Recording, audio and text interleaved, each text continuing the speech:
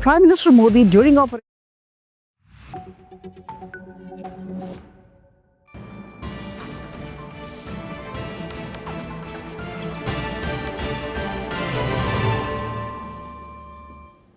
Hello and welcome. I'm Asuma Katauka and you're watching America 360 on NewsX World.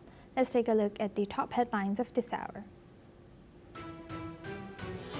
Ukrainian and US officials have said that Russia must demonstrate a serious commitment to peace as their talks in Miami enter a third day today, while European leaders weigh using frozen Russian assets to support Kyiv. EU Foreign Policy Chief Kaja Kallas has said that the Doha Forum that the United States remains Europe's biggest ally even as the Trump administration's new national security strategy that has been published yesterday labels Europe as overregulated and suffering from civilizational evasion. Beijing and Washington hold a call to discuss bilateral trade and economic ties as issues from soybean orders to computer chips remain problematic despite the trade truce in October. China's He Lifeng holds a dialogue with Trump officials Besant and Greer. Mexican President Claudia Sheinbaum is mobilizing a massive rally in Mexico City today to reinforce support after a month of political turmoil, including the killing of Mayor Carlos Manzo, nationwide protests over security policies, and the resignation of Attorney General Gertz.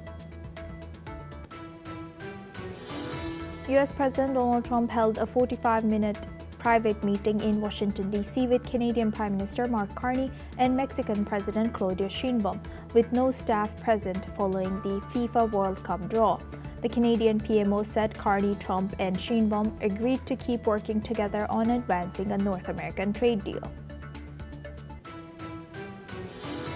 The Canadian government has stated that it has removed Syria from its list of foreign state supporters of terrorism and removed Hayat Tahrir al-Sham, the group that spearheaded the rebel alliance that helped oust President Bashar al-Assad, from its list of terrorist entities. Turkish Foreign Minister Hakan Fidan has stated that he believed Turkey and the United States would find a way to remove U.S. CAATSA sanctions soon as it was put in 2020 over Turkey's acquisition of Russian S-400 air defense systems. He further added that the NATO allies had started working on the issue. FIFA Awards President Donald Trump was awarded the new FIFA Peace Prize at the 2026 World Cup draw, giving the spectacle to set matchups for the quadrennial soccer tournament even more of a Trumpian flair. Now we move on and we start with US and Russia and Ukraine. Now day 3 of the US-mediated peace talks between Washington and Kyiv is underway as both sides meet again to push forward a framework aimed at ending the war in Ukraine. Discussions on day 3 will continue to focus on post-war security arrangements, long-term deterrence, and Ukraine's future reconstruction, with officials saying progress now depends heavily on Russia's response. On day 1 and day 2, senior U.S. envoys met the Ukrainian delegation to revise a U.S.-drafted peace plan and develop a security framework for post-war Ukraine. Officials described the talks as difficult but productive, though major obstacles still remain, including territorial control and binding security guarantees. Meanwhile, Russian President Vladimir Putin, speaking during his visit to India, acknowledged the talks but said several U.S. proposals remain unacceptable to Moscow. He has reiterated Russia's commitment to its stated war goals, including territorial claims in eastern Ukraine. On the other hand, Ukrainian President Volodymyr Zelensky has welcomed the dialogue but stressed that Ukraine will not compromise on sovereignty or territorial integrity, calling these non-negotiable red lines. As diplomacy continues, fighting intensifies. Russia has launched a massive overnight assault, striking rail hubs, power stations, and heating facilities across multiple regions, leaving thousands without essential services as emergency repairs continue. Now we welcome Mr. Raymond Vickery. He's an international affairs expert and former U.S. Assistant Secretary of Commerce, joins us live from Washington, D.C. Thank you very much, Mr. Raymond, for joining us again. Good to see you. Now, looking at this again, how do you think, where is or how close are we to this U.S.-mediated ceasefire? Well, thanks very much for having me. You know, peace, like war, has to be waged with a strategy. It has to be waged with partners, and it has to be waged on principles of justice and what will happen in the future. Unfortunately, I don't believe that the Trump administration has strategy, partners, nor principles. The president looks at this like a real estate deal in which he wants to come out as a hero, as a winner, and get the real Nobel Peace Prize for his own purposes. What is happening here, of course, is that Russia and Putin particularly believe that they're going to get this territory one way or the other. They're not really interested in peaceful resolution. They're interested in getting this through the kinds of violence which they perpetrated last evening. The only hope I think that Ukraine has going forward really is not with the United States. It is with Europe, and it remains to be seen whether or not Western Europe is going to be able to rally to the assistance of Ukraine. At this point, the cards are dwindling for Ukraine, particularly in view of the corruption scandals which have taken place, and the obvious desire of President Trump to get this done as a transaction and move on from it. So I think it's a very difficult situation. It's one which is the most serious breach of the United Nations Charter of Principles of non-aggression, non-interference with other sovereign nations. It counteracts the 1994 assurances for security given by Russia, US, and UK. But I don't see this moving forward in any kind of resolution which is sustainable in the long run, unless pressure can be brought to bear on Putin in a way which he recognizes.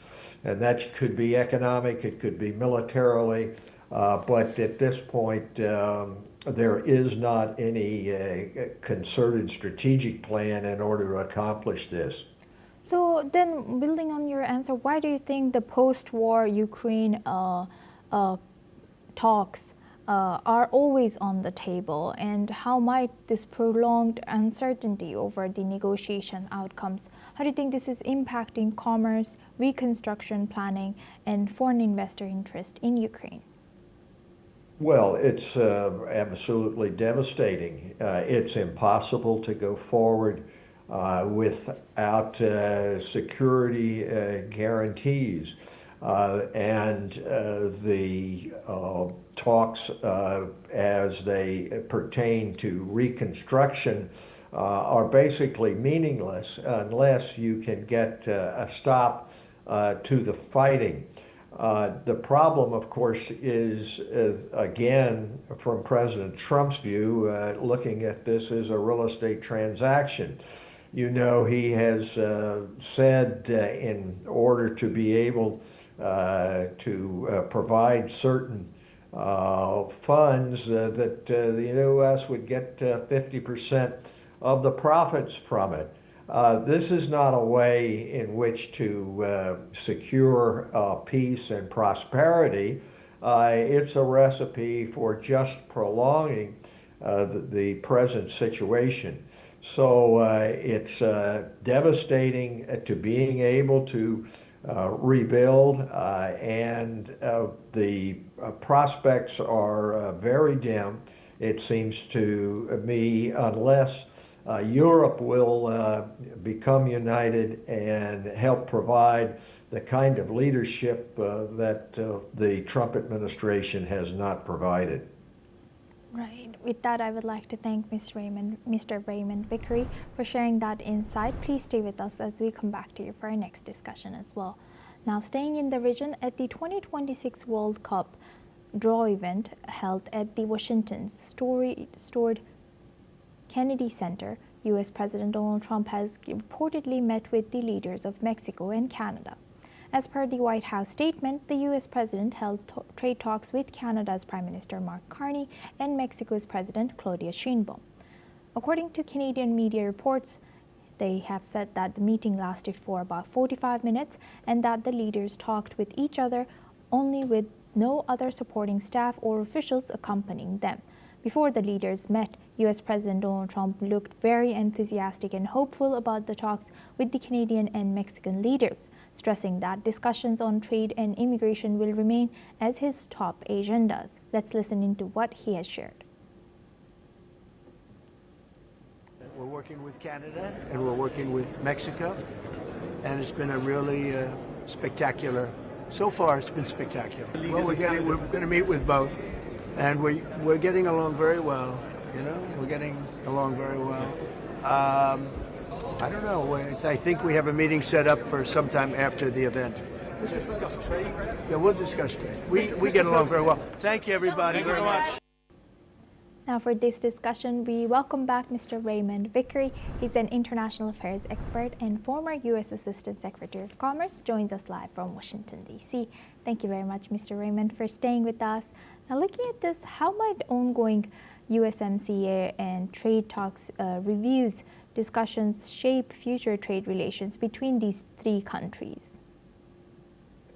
Well, thanks again for letting me comment on this. It seems to me that the approach here that President Trump exhibited in regard to the FIFA draw harkens back to his reality TV days when he was able to, for 14 years, have a television program based upon a supposed firing of people on air. And he is an expert at reality TV, and that's what has happened in regard to the FIFA Cup draw. And he is an expert at trying to tack on something to a television event that keeps him in the spotlight and keeps us talking about it. It's ironic he's talking about drawing from the U.S.-Mexico-Canada agreement, which he himself negotiated in the first place. President Trump is an expert at creating a problem, which he has done through the tariffs and his treatment of Canada and Mexico, and then with partial amelioration of the problem which he has created, claiming a great victory in solving it. The whole question of whether or not he has the authority even to do what he's doing, putting these tariffs on just without any legislative authority or approval about it, goes to the heart of American democracy, our constitutional system of checks and balances. Nevertheless, if you are the leader of Canada or Mexico or India or the EU, you have to deal with this reality in the best way you can, and the best way has been found to try to placate President Trump, to feed his ego, and to participate in something like a 45-minute talk when he will come out and say that, yes, great progress has been made. One, it has to be hopeful so long as there's talking going on. But this whole business of creating an economic fortress America by putting tariffs on the rest of the world is really a pipe dream. It's not having the effect that he is saying it is having, and it is raising prices for the American consumer.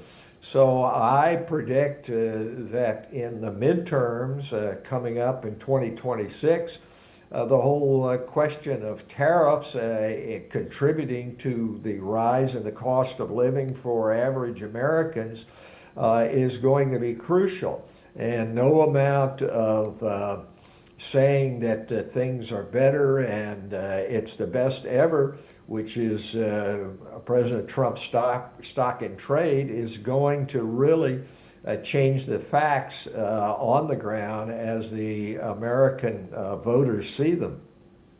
Right. With that, I would like to thank Mr. Raymond Vickery for sharing that insight. Please stay with us as we come back to you for our next discussion as well. Now, moving on, Turkey's Foreign Minister Hakan Fidan has expressed confidence that the United States and Turkey will find a way to lift U.S. CAATSA sanctions very soon. The sanctions, which were imposed in 2020 over Turkey's purchase of Russian S-400 air defense systems, led to Turkey's removal from the F-35 fighter jet program. Fidan, speaking at the Doha Forum, noted that Washington and Ankara had already begun working on resolving this issue. The Turkish foreign minister also addressed the ongoing war in Ukraine, saying that Washington's initial 28-point plan, which was criticized by Kyiv and European countries, is now evolving into a new format. Fidan has reiterated Turkey's readiness to host peace talks between Ukraine and Russia again. Now, for this discussion, we welcome back Mr. Raymond Vickery. He's an international affairs expert and former U.S. Assistant Secretary of Commerce, joins us live from Washington, D.C. Thank you very much, Mr. Vickery, for staying with us. Now, looking at this, as we were just talking, and I really liked how you said President Trump is very good at making a deal and then again contradicting it or making problems about it. And this is exact scenario that's been taking place between Turkey and US now. So how do you think, why is Turkey suddenly looking hopeful about, how might President Donald Trump second term policies, how do you think this shift US-Turkey relationship, especially regarding defense collaboration sanctions? Well, I think that Turkey has seen the way in which President Trump operates, and they have seen that the way forward for any country is to flatter President Trump, to hold him up as a great man, and play to his ego, and then try to resolve problems in the way in which President Trump looks at it, which is as a transaction. And so if Turkey can give something which President Trump wants, it has every reason to believe that something like the Countering American Adversaries through Sanctions Act, which has been put on Turkey, can be resolved. And the way forward, it seems to me, in the minds of whether it be Turkey, whether it be Japan, whether it be India, is to take this transactional, egocentric approach and use it to the best interest of the country. Unfortunately, this is not the way forward to build peace and prosperity throughout the world. If you're going to have effective sanctions on Russia, It can't be one rule for one country, another rule for another country, just based upon a bilateral transaction. And part of the problem in regard to Russia's invasion of Ukraine has been the lack of an overall strategy, and therefore sanctions have not been effective as they should be. And it is very unlikely that you can have a lasting outcome. So Turkey is playing to the president. If the president is willing to deal with Russia to throw Ukraine under the bus, then why shouldn't Turkey work out some deal with him separately, which will lift the CAATSA sanctions? This is no way to run a foreign policy, but it is the situation in which we find ourselves with President Trump. Yes, very insightful. With that, I would like to thank Mr. Raymond Vickery for joining us today as an international affairs expert and former U.S. Assistant Secretary of Commerce from Washington, D.C. Thank you very much. Now we move on to our next news. What began as a routine fact-finding effort has turned into one of the decade's biggest media deals. Netflix has agreed to buy Warner Brothers Discovery's studio and streaming division for $72 billion, defeating Comcast and Paramount after a high-pressure auction. The acquisition gives Netflix control of iconic franchises like Harry Potter, Game of Thrones, the DC Universe, Friends, and HBO Max deep library, instantly expanding its content power and global leverage. Warner Brothers production and theatrical units were seen as highly complementary to Netflix streaming dominance. Behind the scenes, both companies held daily board meetings as Netflix assembled a fully financed binding bid backed by a massive $5.8 billion breakup fee, signaling confidence regulators will approve the merger.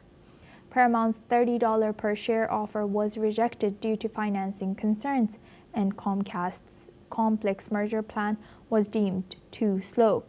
The deal still required strict antitrust scrutiny, with unions like the Writers Guild of America warning the merger could reduce jobs, diversity of content, and raise subscription prices.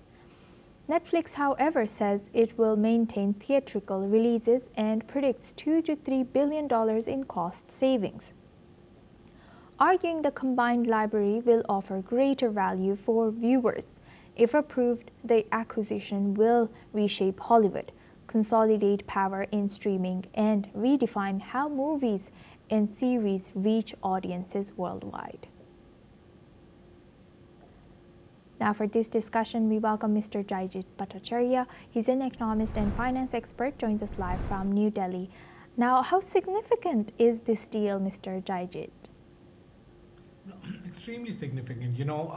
For one, it's marking a shift of power from the traditional mechanism of creating movies and showcasing it through established theaters to firmly shifting the power of balance from the traditional movie making process to the streaming mechanism of transmitting and showing movies. So we have had a transition where more and more content and entertainment is being consumed through the internet, through the streaming platforms that are available, such as Netflix. And through this deal, one of the oldest studios in the business of movie making is now being gobbled up in that sense, or acquired under the fold of a streaming enterprise, which came up in the last decade or so. And therefore, that marks a very significant shift. The combined valuation of Warner Brothers and Netflix will easily cross $500 billion. That's a huge behemoth. There is no second entertainment company close to such a large behemoth, which gives the combined entity tremendous amount of pricing power, tremendous amount of distribution reach, the ability to get resources to make new movies, new entertainment formats, channels, and so on and so forth. Also, we should keep in mind that Warner Brothers, in spite of having significant amount of content. It tried to get into the streaming business by having the HBO Max as a streaming platform, but it didn't really have the DNA that an established streaming platform like Netflix had.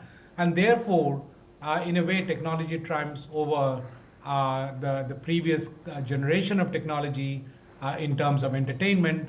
So just like we had film cameras getting obsolete and digital cameras coming in, here is another case of transition in technology in movie making. So we've got now an older legacy content maker being absorbed by a new age content distributor. So it's kind of a tectonic shift. It's huge. It'll have, as you rightly mentioned, impact on the jobs because the combined entity will require less jobs. We also have another dimension of AI coming in. There'll be a lot of the jobs being taken up by AI in the entertainment business. And given the heft of the combined entity, which is Netflix and Warner Brothers, they will be able to invest much more into future technologies, including AI. And therefore, there is obviously a lot of angst in the minds of the entertainment workers, and therefore the unions are raising an issue. There is also a possibility, as you rightly mentioned, that the regulatory agencies may not let the deal come through.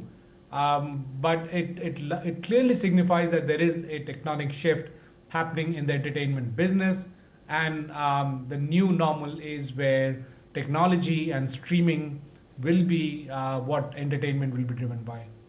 What do you think, what implications could this merger have for investor confidence and capital allocation in the media sector as well as entertainment sector? So like in many other sectors, the capital allocation is moving towards more tech-driven, tech-heavy absorption in the given sector. So you will see more capital moving towards usage of technology in content and in delivery of content, and that is reflected by this deal itself and the fact that that there was $82 billion available to make this deal happen. So we would see more such deals happening in future because that is a model which will really be the future. However, having said that, it's not so easy to integrate two large corporations, and Warner Brothers is itself very large, very complex, and therefore to be able to put the two organizations together, make them work in a synergistic manner, be able to take content from Warner Brothers, stream it through Netflix, while also pacifying the concerns around the content being reduced at the theater, because there's a concern that Warner Brothers will only now serve the Netflix streaming platform, and therefore content will be taken out from theaters. I think those are concerns, and therefore being able to put this combination of two large behemoth companies together will be a challenge. But if it proves to be fruitful and if it works out, we'll see that capital is moving more towards technology-driven content and technology-driven content, even creation, not just delivery, but also towards technology-driven content creation. With that, I would like to thank Mr. Jayjit Bhattacharya for joining us as an economist and finance expert from New Delhi. Thank you very much. Now we move on to America. Former U.S. President Joe Biden has received an award for his support of the LGBTQ community presented by Evan Low, President and CEO of the LGBTQ+ Victory Institute. While receiving the award, the former president slammed Trump, stating that Republicans and MAGA are trying to distort and derail the fight for equality. Next week marks 3 years since many of us stood on a crisp day in the South Lawn of the White House, where I signed the Respect for Marriage Act. Folks,